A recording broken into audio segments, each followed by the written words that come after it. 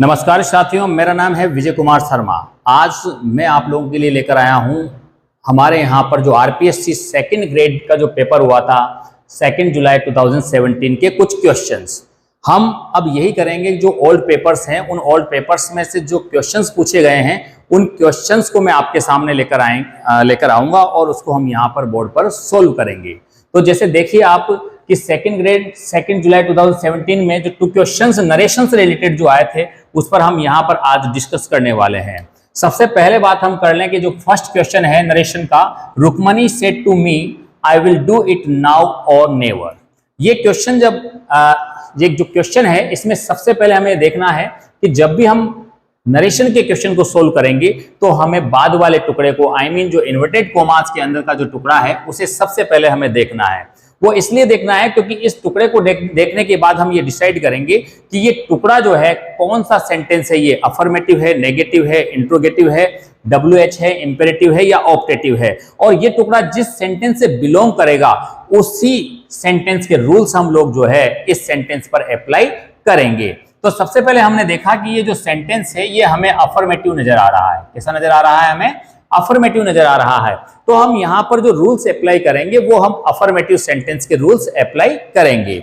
यहां सबसे पहले देखो कि सेड टू को हम लोग जो है टोल्ड में चेंज कर देते हैं। किसमें चेंज कर देते हैं? हम टोल्ड में चेंज कर देते हैं। यदि अफर्मेटिव सेंटेंस है और रिपोर्टिंग वर्ब में यदि सेड टू दिया गया है तो हम उसे टोल्ड में चेंज कर देते हैं। यहां हम जो हमारे सामने 4 ऑप्शंस दिए गए हैं इन सभी में जो है टोल्ड दिया गया है। कहने का मतलब है कि ये टुकड़ा यहां तक बिल्कुल सही है।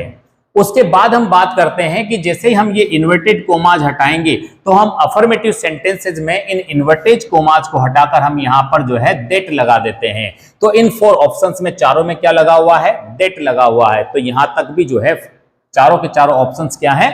करेक्ट हैं। आगे बढ़ते हैं हम। फिर अगला जो चेंज करते हैं हम चेंज ऑफ पर्सन में। यहां पर देखो आई दिया गया है और आई जो है कौन सा पर्सन है? ये फर्स्ट पर्सन है और फर्स्ट पर्सन हमेशा किसके अकॉर्डिंग बदलता है? सब्जेक्ट के अकॉर्डिंग बदलता है। किसके अकॉर्डिंग बदलता है? सब्जेक्ट के अकॉर्डिंग बदलता है। तो यहां हम देखेंगे कि रुक्मणी जो है, रुक्मणी के लिए हम जो है सी प्रोनाउन यूज करते हैं। तो यहां आई पहले नंबर पर आ रहा है तो सी में पहले नंबर पर क्या आएगा? सी आएगा। इसीलिए यहां पर जो है सी करेक्ट होगा। तो यहां पर आई दिया हुआ है, इसका मतलब ये इनकरेक्ट है। बाकी इन तीनों ऑप्शंस में क्या दिया हुआ है? सी दिया हुआ है। इसका मतलब है कि ये पहले वाला ऑप्शन तो क्या हो चुका है? गलत हो चुका है। अब हमें इन तीनों ऑप्शंस में से देखना है। आगे बढ़ते हैं हम लोग। हम बात करेंगे चेंज ऑफ टेंस की। तो यहां पर क्या दिया हुआ है? विल दिया हुआ है और विल को हम चेंज करते हैं वुड में। तो वुड हम देखेंगे तो इस वाले ऑप्शन में वुड आ रहा है, यहां वुड आ रहा है, लेकिन यहां पर क्या आ गया? विल। इसका मतलब ये सी वाला ऑप्शन भी क्या हो गया? इनकरेक्ट हो गया। अब हमारे सामने केवल 2 ऑप्शन है जिनको हम लोग आगे लेकर चलेंगे। इसके बाद यहां पर जो वर्ब दी हुई है डू, तो डू वुड के बाद में डू केवल यहां पर दिया हुआ है। इसका मतलब यहां नेवर दिया हुआ है तो ये इनकरेक्ट हो गया। तो इसका जो करेक्ट आंसर होगा वो क्या होगा? डी होगा। कैसे? क्योंकि यहां पर हमने डू लिख दिया। इट को हम जब चेंज करते हैं तो दैट में चेंज होता है, नाउ को हम देन में चेंज करते हैं और नेवर। तो इसका जो करेक्ट आंसर निकल कर आएगा हमारे सामने वो कौन सा निकल कर आएगा? डी नंबर का ऑप्शन जो है इसका करेक्ट होगा।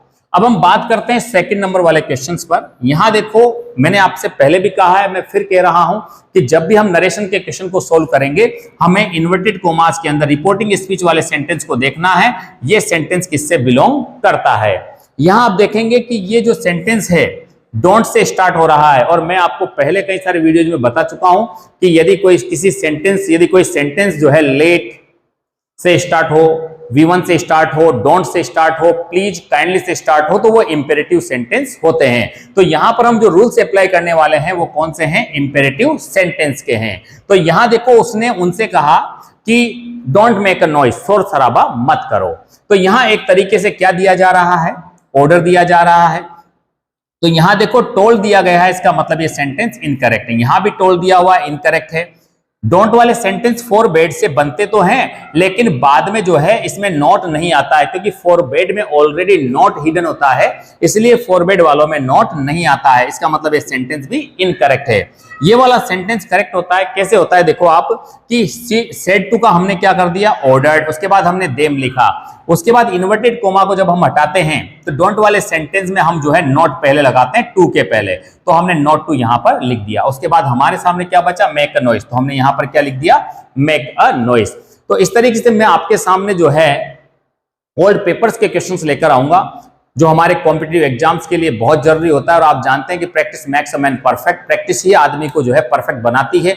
इसीलिए हमें ज्यादा से ज्यादा क्या करनी चाहिए, हमें प्रैक्टिस करनी चाहिए। जितनी ज्यादा हम प्रैक्टिस करेंगे उतना ही जो है हमारी उस सब्जेक्ट पर या उस टॉपिक पर हमारी पकड़ मजबूत होती हुई चली जाएगी। चलो मिलते हैं हम नेक्स्ट वीडियो में। Thank you very much.